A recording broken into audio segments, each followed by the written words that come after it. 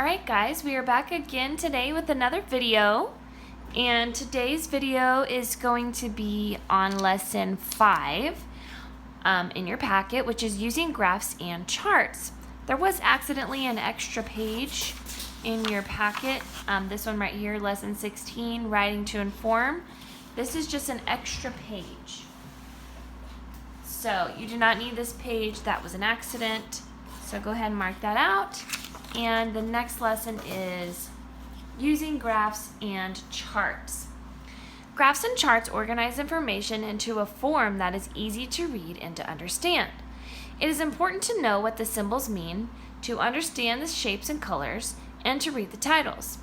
These skills help you understand information in graphs and charts. Think about graphs and charts. Graphs and charts are tools used to organize information about history and economics. They show information or data in a picture.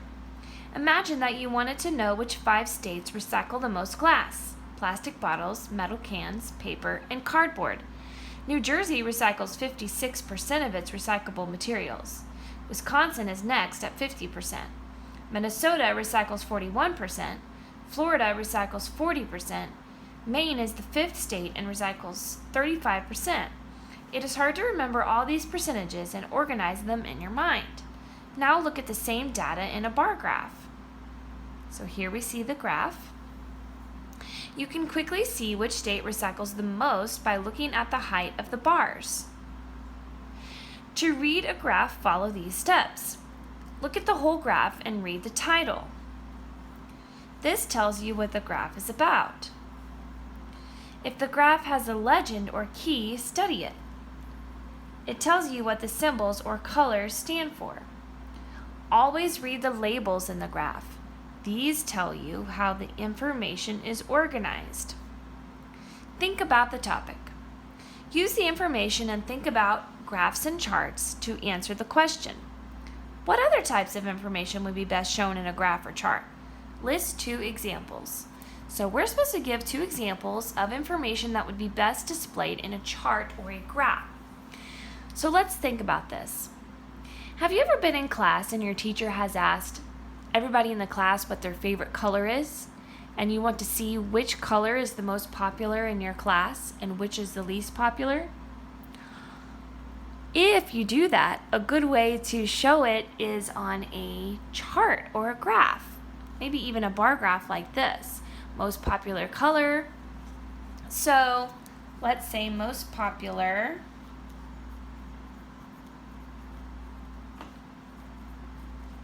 color of class. Okay, that could make a good graph. Another thing that you could chart or graph might be test scores. So let's say you take a test in December, you take one in January, March, April, May, and you want to compare your scores. You could do a bar graph, or you could even do a line plot to see your score hopefully going up. So test scores or grades would be a good thing. That way you could see how you're doing and what you need to improve on and set goals for next time. Okay, next page. Understanding diagrams. A diagram is a drawing or a plan that explains or illustrates information. Diagrams help explain how things go together or how they work. The title tells what the diagram illustrates. Some diagrams also include a legend that shows what the symbols in the drawings mean. So here is plan of a typical southern plantation. And you can see here's the diagram. And then down here, we have what they call a legend or a key. And it tells you what these little things mean. So just by looking at this picture, I'm not really able to see what that is, what those little squares are. But if I go down here, I know that those are docks. Same thing goes for here. I don't really know what those are. To me, they just look like squares. Down here it shows that those are slave buildings. So that's what a legend is for. It tells you what the different pieces or parts of a diagram or map are.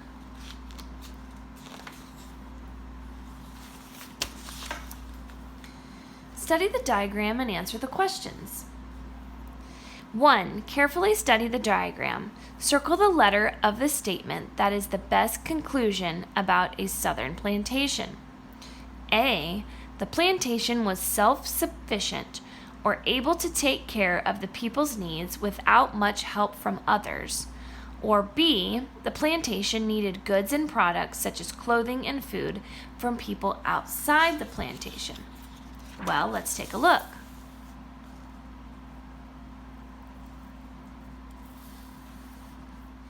So as we look at this diagram of a plantation, let's look at the different pieces. Here we have the tobacco fields. We can see that here. It says tobacco. Here we have tobacco barns. I'm guessing that's where they store the tobacco. Here we have the pasture, which in a pasture you could have different livestock and things. Here we have weavers, which they make clothing.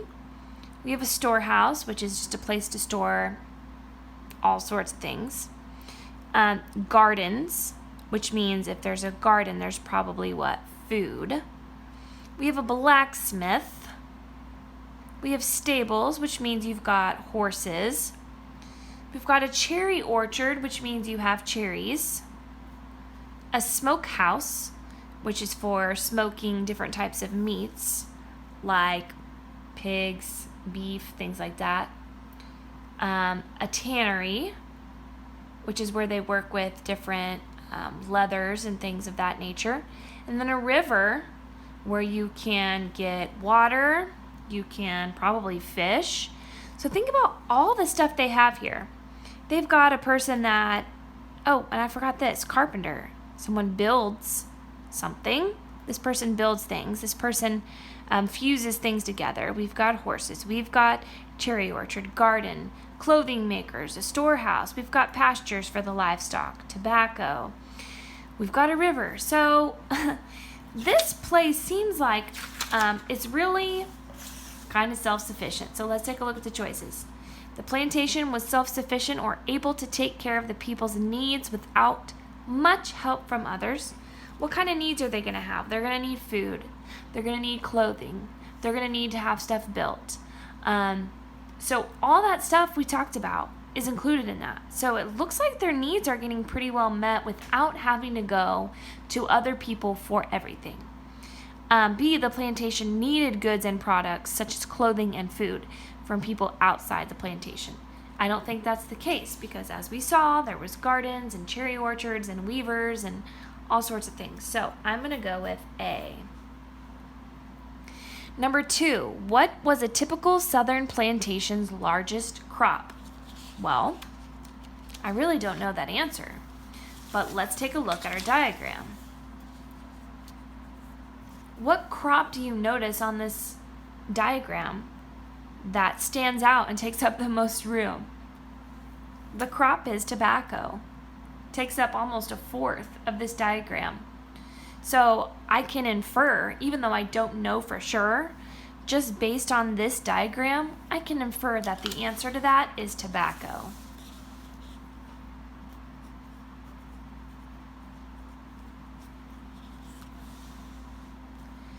Number 3, why do you think the kitchen was a separate building and not inside the house? Let's take a look.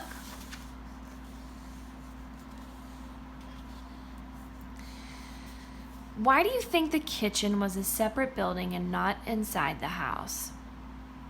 Well, for starters, it sounds like it seems like there's probably a lot of workers that work here on a plantation. We've got people taking care of the stables. We've got people tending to the crops. We've got those working in the cherry orchards. We know we've got slave houses here with the slaves in them. We've got a smokehouse. Someone works in here. Someone works in the tannery. Someone's probably working in the storehouse. We've got weavers. We've got people taking care of the livestock. We've got a carpenter and a blacksmith. We've got people tilling the gardens. Not to mention the people that are working in the house. So all of these people here have to eat food that come from a kitchen.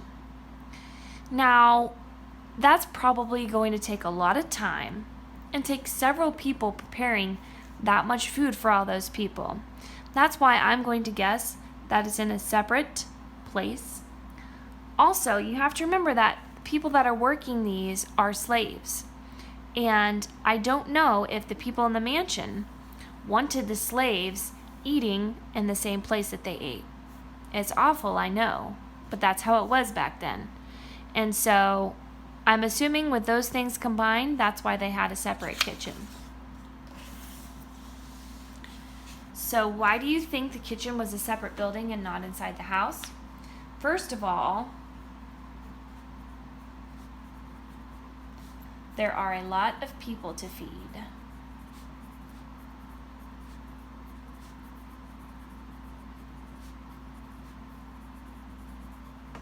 So they need a lot of space and workers to do the job. Secondly, slaves may not have been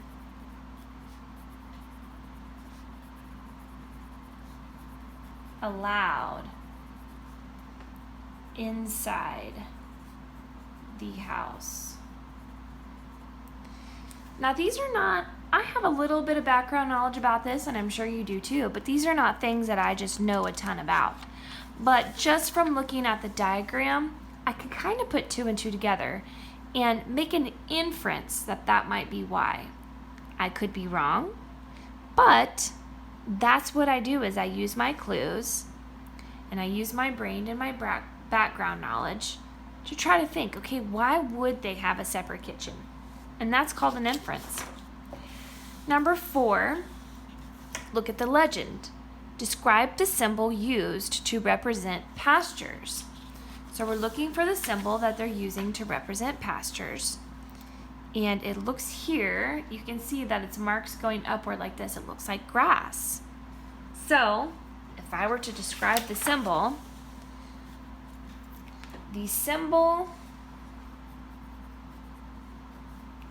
used to represent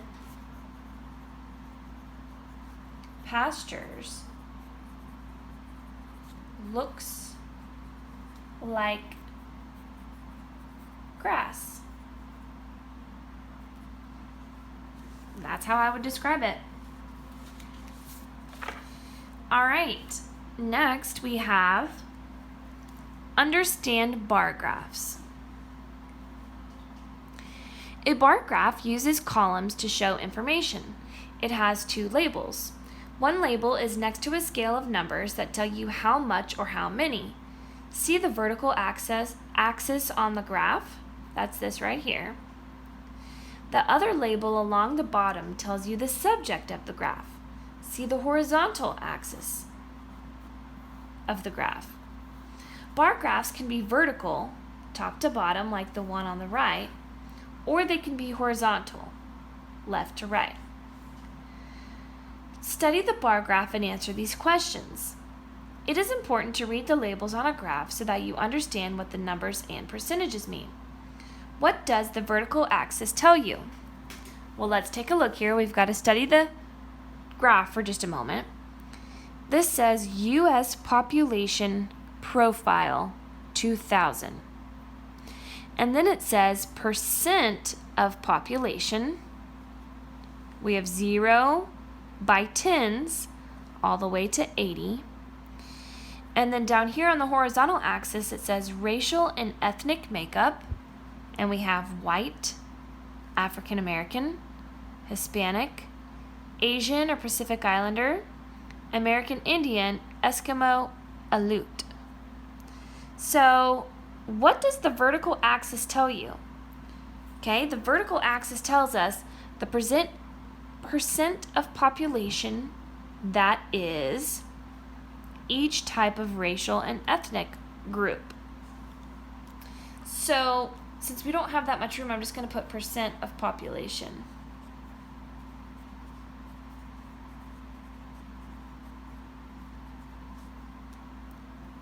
Tells us the percent of the population that is each group. What does the horizontal axis tell you? The racial and ethnic makeup.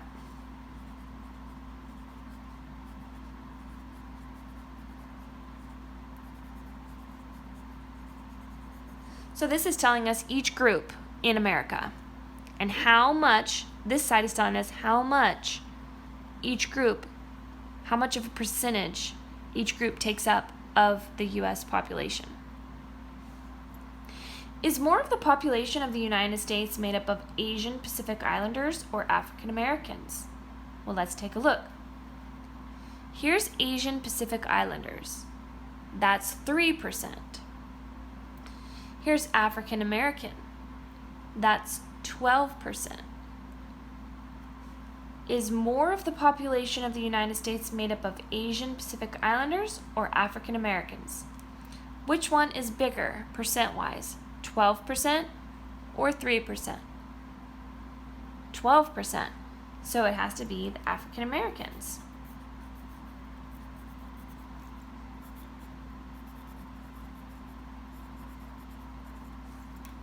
Okay.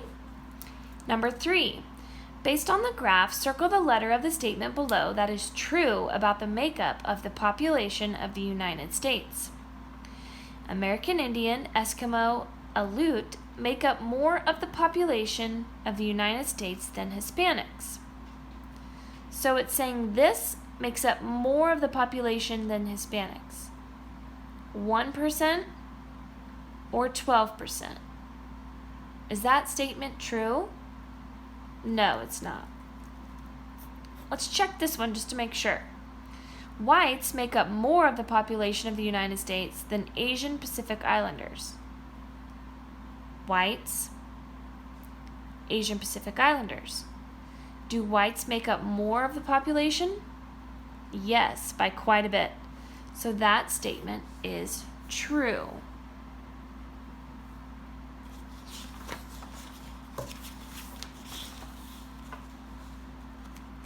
Okay, understand line graphs. Line graphs, like bar graphs, show the relationship between two things. These graphs are often used to show trends or how things are changing. To understand line graphs, always read the title. It identifies the main idea of the graph. Read the labels for the vertical axis and the horizontal axis.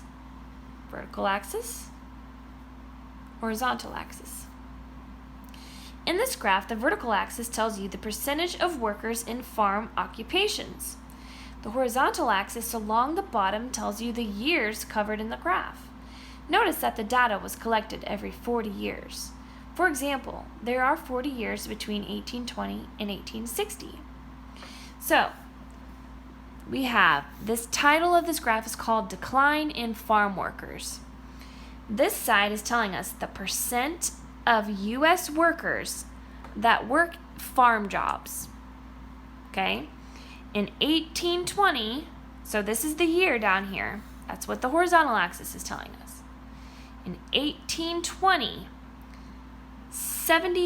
probably 72 looks like percent of Americans worked farm jobs in 1820. In 1860, we see less than 60% worked farm jobs. In 1900, around 40%. In 1940, around 20%.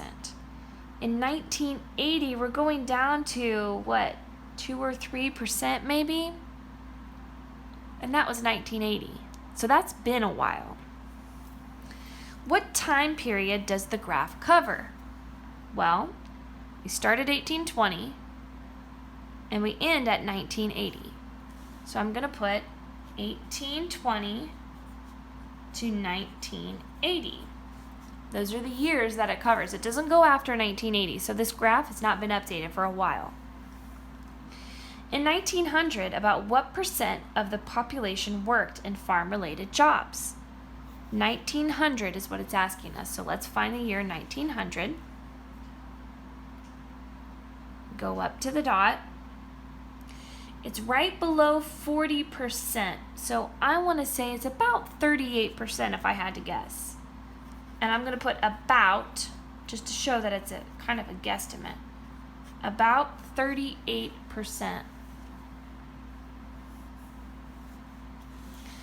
Look at the graph. Think about what it shows you about farm workers. Use facts from the graph to draw a conclusion. Can you conclude that there are more farms or fewer farms in 2000? Why? Well, if over 70% of the people in the United States were farm workers, and in 1980 only 2 or 3% are farm workers, I can infer or conclude that there were more farms in 1820 than there are now. That just makes sense. So, yes, because the more farm workers there are, the more farms there are.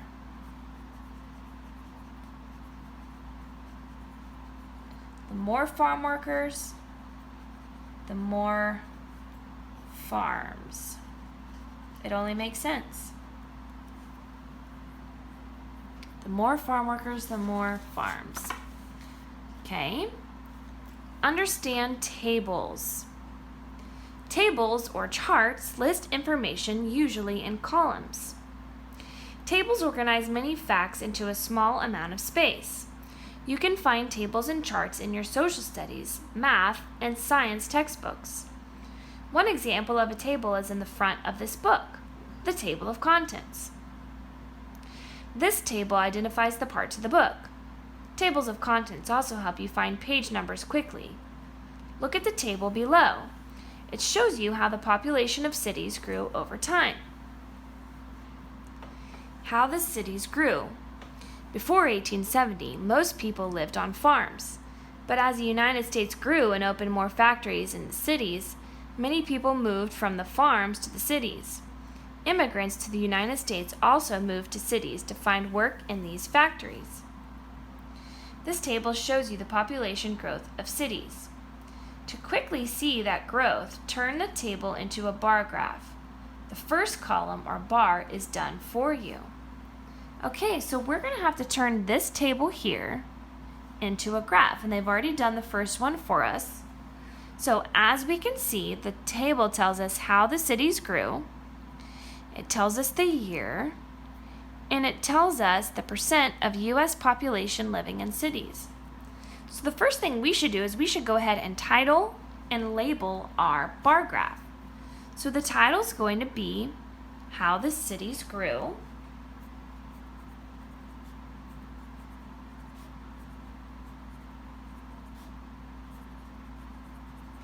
And if you'll look, we have a percent on the side, and then we have the years here. So year is going to be our horizontal axis. And over here for the percent, it's going to be percent of U.S. population living in cities. So I'm actually going to turn my paper sideways. Percent of U.S. population living in cities. And now our chart has been titled and labeled, and now we can start filling out the information. So 1880 there was 28%, so they just went right below the 30% mark. In 1910 there is 45%, so we're going to go up to the 40% mark. And then since each space is worth 10%, we're going to go halfway in between. So this is about halfway in between, and I don't have a ruler, but that's okay, it doesn't have to be perfect. I'm going to draw this line down.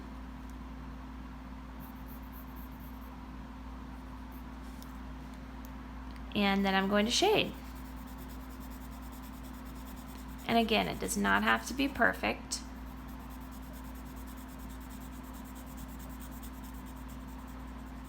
If you get outside the lines, just take your eraser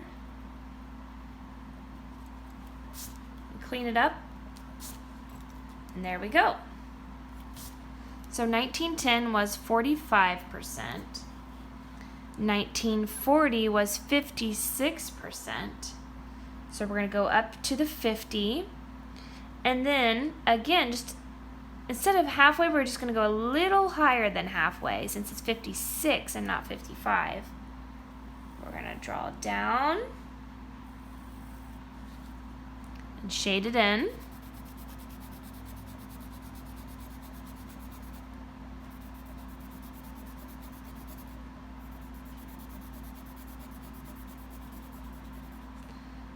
Okay, and then 1970, 75%. So we're going to go up to the 70, and then we're going to go halfway because 5 more percent. And then we're going to draw our bar here.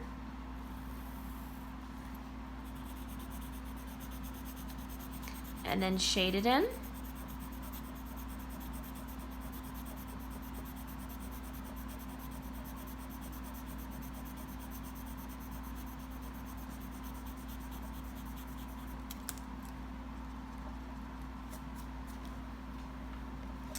And just like that, you can see from the year 1880 to the year 1970, this gives us a great picture of how the cities grew from 1880 to 1970. We can just see that the cities just kept growing and growing. And that's what a bar graph does for us. It lets us see. This table was nice. We saw the information. But this just puts it into different perspective for us. Now we can actually see the growth with our eyes. So that is all for today's lesson in the packet. And then tomorrow we will be doing the last lesson in this packet. So I will see you then. Goodbye.